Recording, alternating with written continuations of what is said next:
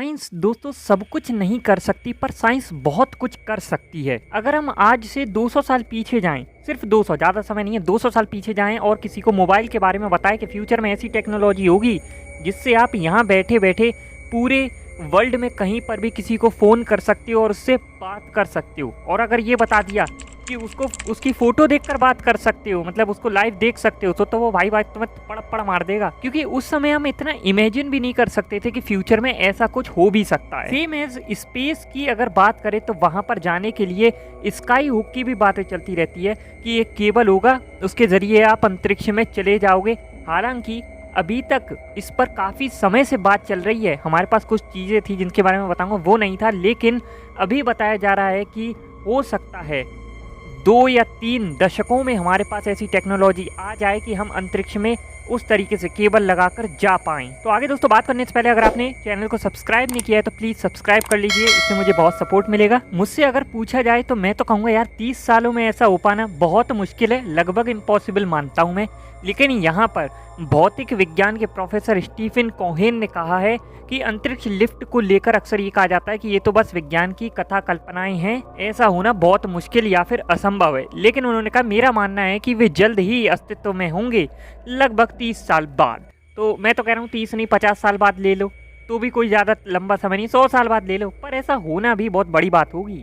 Professor Cohen कहते हैं कि अंतरिक्ष लिफ्टों को एक लंबी केबल के रूप में वर्णित किया गया है जो पृथ्वी के भूमध्य रेखा से फैली हुई और दूर के छोर पर एक उपग्रह यानी सैटेलाइट से जुड़ी हुई होगी। उन्होंने आगे कहा कि सिस्टम पृथ्वी के साथ साथ घूमता रहेगा। उन्होंने कहा कि अगर हम ऐसा कर पाते हैं तो ये भविष्य में पर्यटन के लिए तो बहुत ही फायदेमंद साबित होगा। और उन्होंने कहा कि कंपनियां ऐसा करना भी चाहती होंगी। उन्होंने कहा कि वैज्ञानिकों के पास अभी ऐसी कोई तकनीक है नहीं, पर फ्यूचर में हो सकती है। हमें इसके लिए एक चीज़ चाहिए जो कि है सुपर मटेरियल या फिर कोई ऐसा एलिमेंट जिसके सहारे हम ऊपर जा सके। वो बहुत ही स्ट्रॉन्ग मजबूत होना चाहिए। ये जो सुपर मटेरियल होगा ये स्टेशन को धरती की सतह से जोड़ेगा, जिसके अंदर से होकर एलिवेटर या लिफ्ट धरती से अंतरिक्ष तक जाएगी। एलिवेटर का कॉन्सेप्ट कुछ इस तरीके से है कि पृथ्वी की सतह को इसकी कक्षा में स्थित स्टेशन से जोड़ने के लिए खास तरह का टेथर या सिस्टम तैयार करने का कॉन्सेप्ट बेहद ही अनोखा है। माना जा रहा है कि हमारे ग्रह का घूर्णन इस टेथर को मजबूत रखेगा और क्लाइंबर्स के इस सिस्टम की मदद से अंतरिक्ष यात्रियों और पेलोड्स का ट्रांसफर आसानी से किया जाएगा। पर प्रॉब्लम ये है कि ये बहुत ही खर्चीला है। दोस्तों मैंने जो मटेरियल की बात कही थी उस पर भी काम चल रहा है, क्योंकि भाई तनाव बहुत होगा तो ऐसा ना हो कि बीच में से टक से टूट जाए और मज़े से मज़ा ले पाए, फिर अंतरिक्ष में उड़ जाएगा एकदम। वो जो यात्री गया होगा ना वो अच्छे से ही मज़ा ले लेगा अंतरिक्ष का। तो उन्होंने कहा है कि भाई मजबूती के लिए इस चुनौती को दूर करने के लिए भी वो काम कर रहे हैं। इंटरनेशनल स्पेस एलिवेटर कॉन्ट्रियम का एक नए कॉस्ट इफेक्टिव मैन्युफैक्चरिंग प्रोसेस पर काम कर रही है। इस स्ट्रक्चर के लिए ग्रेफीन रिबन्स का इस्तेमाल किया जा सकता है।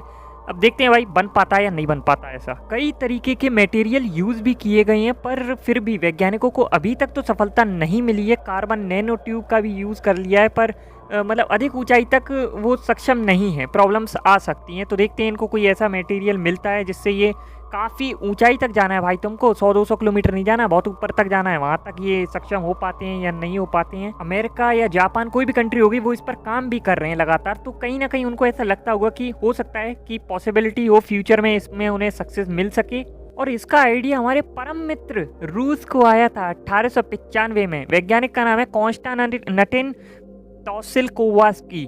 ये आइडिया उनको पेरिस के एफिल टावर को देखने के बाद आया। इसके लगभग 1 सदी बाद आर्थर सी क्लार्क ने अपने उपन्यास में भी इसके विचार को दोहराया था, क्योंकि नई चीज़ से थोड़ा रोमांचित हो जाते हैं तो वो भी लिखते हैं। इसके बावजूद तकनीकी बाधाओं के कारण इस दिशा में कोई भी प्रगति नहीं हो सकी। तभी तो देख रहे हो कितना लंबा समय लग गया, 1895 से हम 2024 में आ गए हैं। मेरा मानना है दोस्तों कि ऐसा हो सकता है, कोई बड़ी बात नहीं है, लेकिन नियर फ्यूचर में तो इम्पॉसिबल है। 30 साल में तो कतई नहीं होने वाला, लगभग 2075 साल तो आ ही जाएगा, तब तक तो नहीं होगा, उसके बाद भले हो जाए। आपको क्या लगता है दोस्तों ऐसा पॉसिबल है भी या नहीं है? क्योंकि इसके चैलेंजेस बहुत ज़्यादा होने वाले हैं।